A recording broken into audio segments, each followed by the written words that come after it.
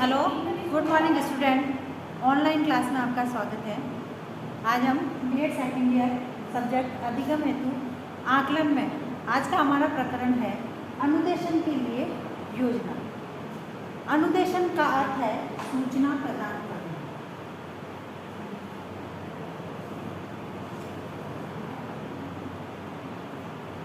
सूचना देना।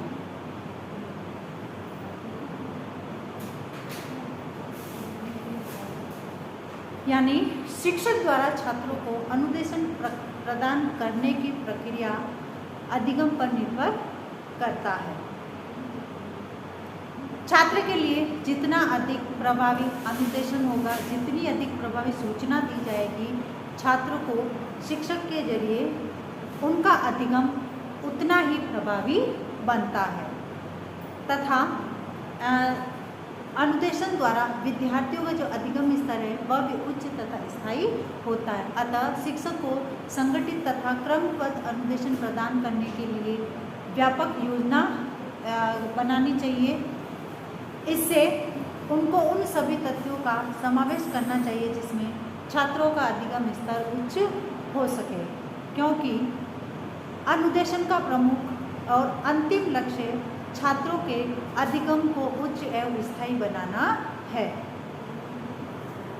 अब अनुदेशन के लिए जब योजना तैयार की जाती है तो उसमें निम्नलिखित तथ्यों को सम्मिलित किया जाता है। यानी विद्यार्थियों के लिए जब अनुदेशन की योजना तो निम्न तथ्य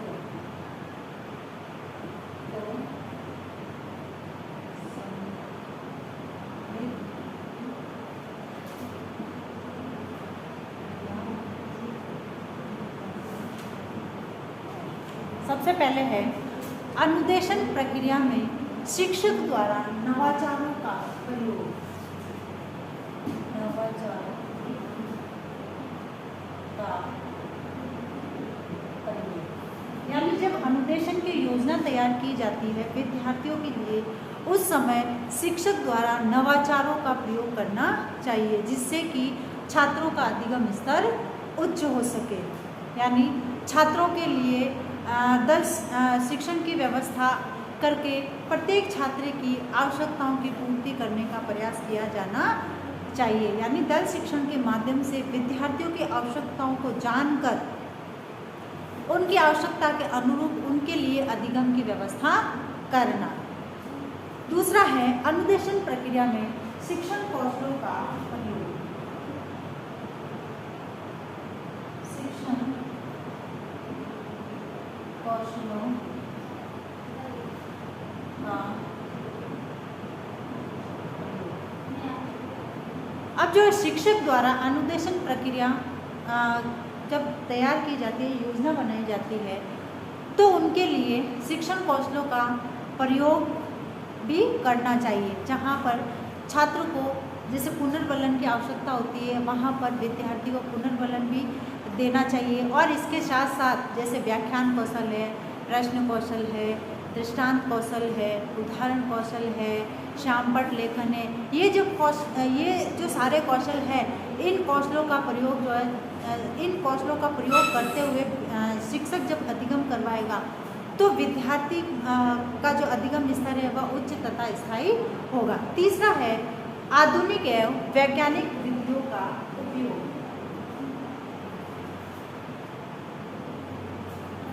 आधुनिक एवं वैज्ञानिक विधियों का उपयोग। अब जो अनुदेशन की योजना में आधुनिक और वैज्ञानिक विधियों का उपयोग करना चाहिए जिससे कि विद्यार्थी जो है उनमें वैज्ञानिक दृष्टिकोण का विकास होगा तथा वह तर्क और चिंतन संबंधी जो शक्तियाँ हैं उनका विकास होगा। और विद्यार्थी जो वैज्ञानिक तरीके से देखेगा और सोचेगा। इससे छात्रों की अधिगम प्रक्रिया भी रुचिपूर्ण होगी तथा उनको वैज्ञानिक तरीके से अधिगम जब करवाया जाएगा तो उनमें रुचि उत्पन्न होगी शिक्षण अपने अधिगम के प्रति। फिर है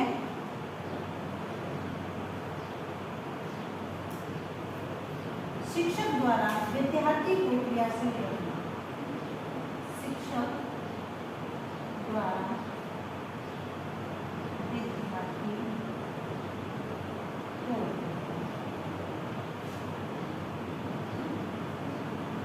क्रियाशील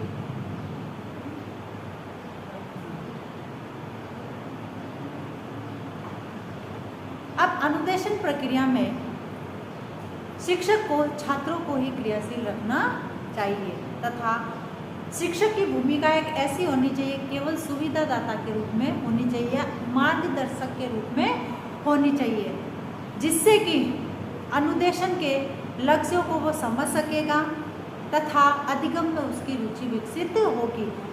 यानी शिक्षक जब मार्गदर्शक का कार्य करेगा और अपनी भूमिका केवल सुविधादाता के रूप में रखकर विद्यार्थी को क्रियाशील रखते हुए जब अनुदेशन की योजना तैयार करेगा, तब वह विद्यार्थी जो है अनुदेशन के जो लक्ष्य है, जो उद्देश्य है, उन लक्ष्य तथा उद्देश्यों को समझेगा और अधिगम में जो है उसकी रुचि विकसित होगी। फिर है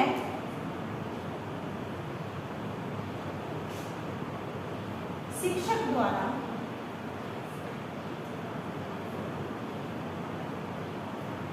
अनुदेशन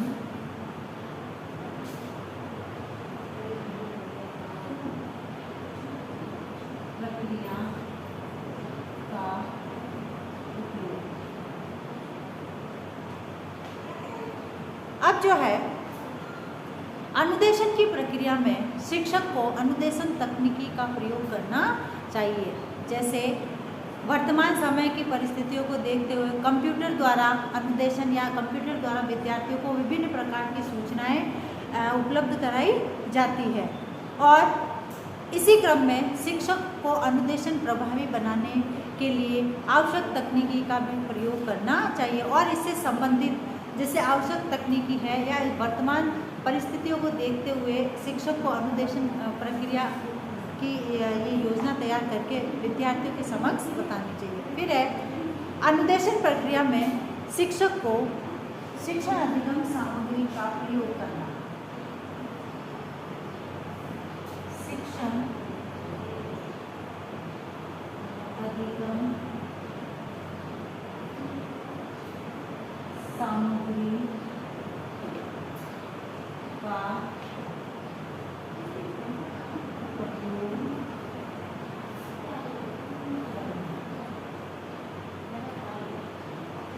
अब अनुदेशन प्रक्रिया में शिक्षक को शिक्षण अधिगम सामग्री का प्रयोग करना चाहिए। इस संदर्भ में शिक्षक को शिक्षण अधिगम सामग्री के प्रयोग और निर्माण की प्रक्रिया का ज्ञान होना चाहिए कि शिक्षण अधिगम की ये जो सामग्री है कैसे निर्माण किया जाए, इसकी प्रक्रिया क्या है, उस चीज़ का जब ज्ञान होगा तभी वह अधिगम में अपने अधिगम में या विद्यार्थियों को जब अधिगम करवाएगा तब शिक्षण अधिगम सामग्री का प्रयोग कर पाएगा। उसके बाद है छात्र की सहभागिता को प्राथमिकता। छात्र की सहभागिता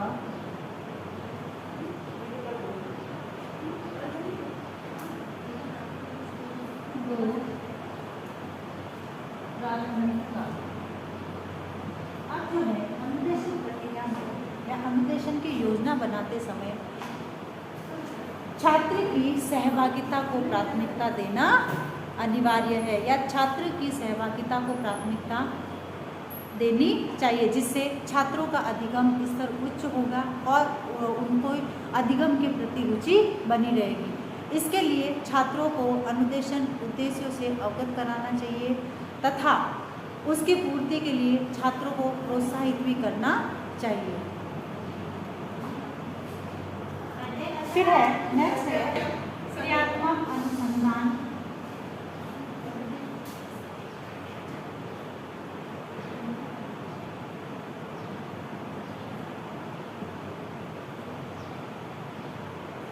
क्रियात्मक अनुसंधान के माध्यम से छात्रों की शैक्षिक एवं अनुदेशन संबंधी समस्याओं के कारणों की खोज करना, उनकी समस्याओं का पता लगाना तथा जब इसके माध्यम से विद्यार्थियों की समस्याओं का पता लगाया जाएगा तो उससे संबंधित उनके लिए उचित समाधान भी कर सकेंगे। तो इस प्रकार अनुदेशन की प्रक्रिया को प्रभावी बनाने के लिए इन सभी तथ्यों का इसमें सम्मिलित किया जाना आवश्यक है।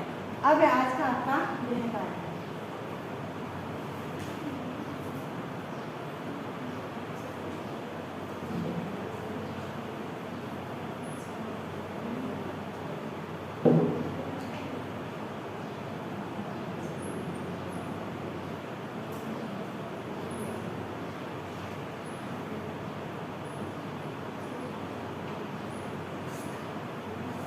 अनुदेशन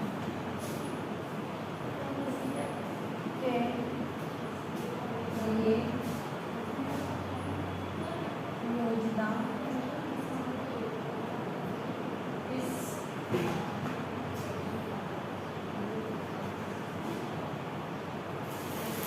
प्रकार